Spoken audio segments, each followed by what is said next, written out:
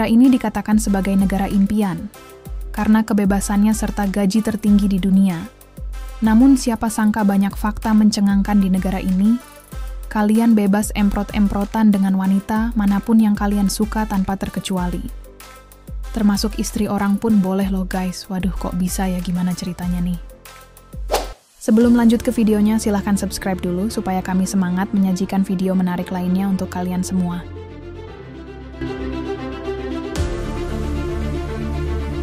Di video kali ini, kami akan membahas sisi gelap kehidupan di negara Swiss yang banyak orang tidak ketahui di luaran sana. Mungkin yang kalian tahu tentang negara Swiss adalah negara yang paling bersih di dunia, paling bebas korupsi, negara kaya di dunia, negara dengan gaji tertinggi di dunia, tapi ada banyak fakta lain yang tidak diketahui oleh kalian.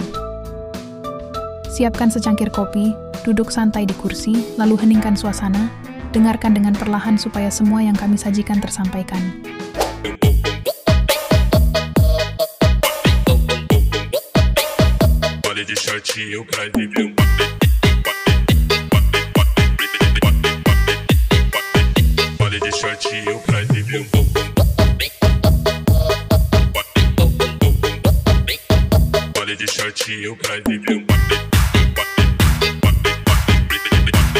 Di negara Swiss memang salah satu negara gaji tertinggi di dunia.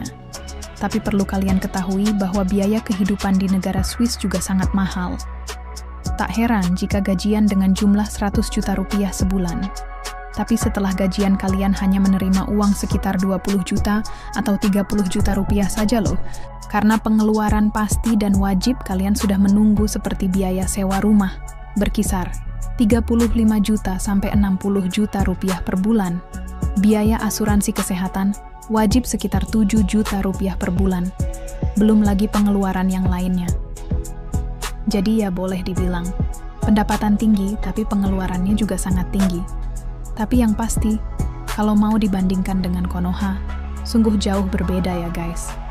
Kalau di Konoha gaji sebulan 2 juta rupiah, pengeluaran 5 juta rupiah, ya minus dong, tapi emang faktanya begitu.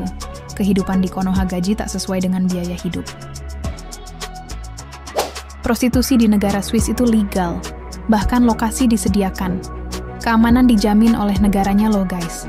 Wah, kalau yang ini gimana menurut kalian guys? Percaya nggak percaya, kalian harus percaya fakta di negara ini, bahwa legalnya bertukar pasangan loh guys. Terdengar tabu di mata kita, tapi inilah faktanya yang ada di negara mereka, karena di negara ini melegalkan perselingkuhan. Waduh, gimana kalau yang ini menurut kalian guys? Jadi bagi siapa saja yang mau mencari pasangan walaupun sudah menikah, tetap legal di sini. Tidak ada aturan hukum yang melarang. Walaupun ada ikatan pernikahan, semua itu sepertinya hanya goresan tanda tangan. Tapi tak mampu mengikat hatinya yang mau berpaling kepada siapa yang mereka sukai. Aneh tapi nyata, beda negara ya beda budaya ya guys. Nah biasanya hal itu mereka lakukan ketika pria atau wanita punya masalah di rumah tangga, hingga akhirnya mereka memilih selingkuh. Mungkin terdengar tabu bagi kita di Konoha, tapi sangat lumrah hal ini terjadi di sana. Ternyata yang selama ini kita dengar semua tentang kebahagiaan, tapi ternyata ada juga banyak tantangan kehidupan karena budaya kebebasan yang mereka terapkan.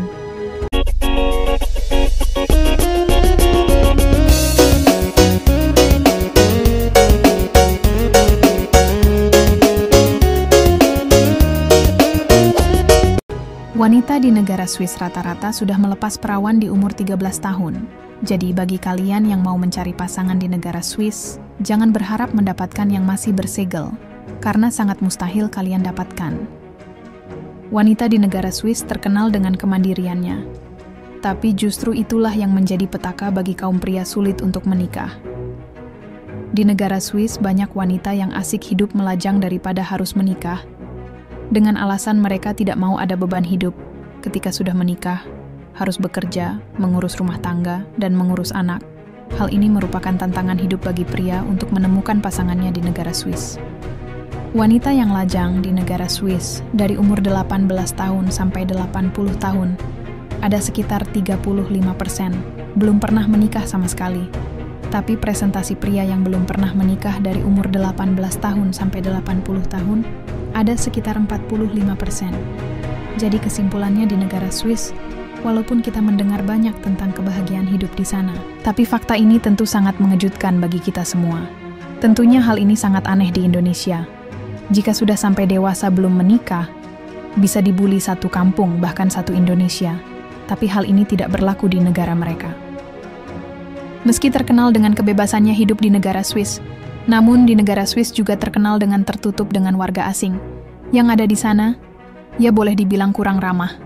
Walaupun mereka sopan, dan perlu kalian ketahui, di negara Swiss tidak suka dengan suara keributan atau kebisingan yang keluar dari mulut kita. Artinya kalau ngomong di negara Swiss, jangan kencang-kencang ya guys, karena itu dianggap mengganggu dan dianggap tidak sopan. Nah, ini hal yang perlu kalian ketahui juga, bahwa di negara Swiss kalian akan sulit menemukan makanan yang murah dan halal. Jadi menurut saya kurang cocok bagi yang beragama Islam untuk wisata ke negara ini. Jadi nama restorannya Shanghai dan letaknya nggak jauh dari kota aku. By the way, owner restoran ini orang Indonesia guys. Dia baik banget sampai kasih kita salad gratis dong. Happy banget bisa ketemu WNI lain juga di sini. Tempatnya nyaman banget, banyak orang Asia dan orang Swiss juga yang kesini. Harganya kita lihat ya. Jadi kita pesen udang goreng asam manis 544.000, babi saus tiram 408.000, bebek goreng 300 gram 700.000, nasi goreng tanpa topping 153.000, dan kue tiaw goreng telur 180.000.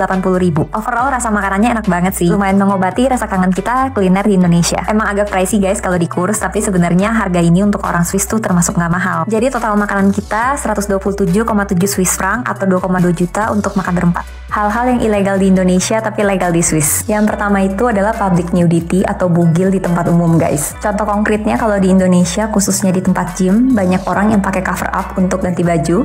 Kalau di sini orang-orang itu full bugil guys. Dan di beberapa public space kayak di pantai, taman, sauna itu nggak ada yang peduli. Selama alasannya jelas, contoh sekarang lagi summer nih, jadi orang-orang pada berjemur untuk gelapin kulit. Kebalikan sama orang Indonesia ya, orang Indo malah banyak yang mau putih guys. Yang kedua adalah legal untuk bunuh diri atau euthanasia di atas umur 18 tahun. Hal aneh tapi nyata aturan di negara Swiss melegalkan bagi yang mau metong dengan sengaja. Itu artinya legal bagi siapa saja yang mau mengakhiri hidupnya, baik itu dilakukan sendiri, ataupun menggunakan bantuan orang lain dengan cara apapun itu. Terkesan sangat mengerikan ya guys. Tapi mereka mengatakan, setiap manusia mempunyai hak dan pilihan mau hidup ataupun meninggoy. Sehingga menjadikan Swiss sebagai satu-satunya negara di dunia di mana orang asing dapat melakukan perjalanan untuk mengakhiri hidup mereka secara legal. Di sana ada sejumlah organisasi yang berdedikasi untuk membantu orang-orang yang bunuh diri.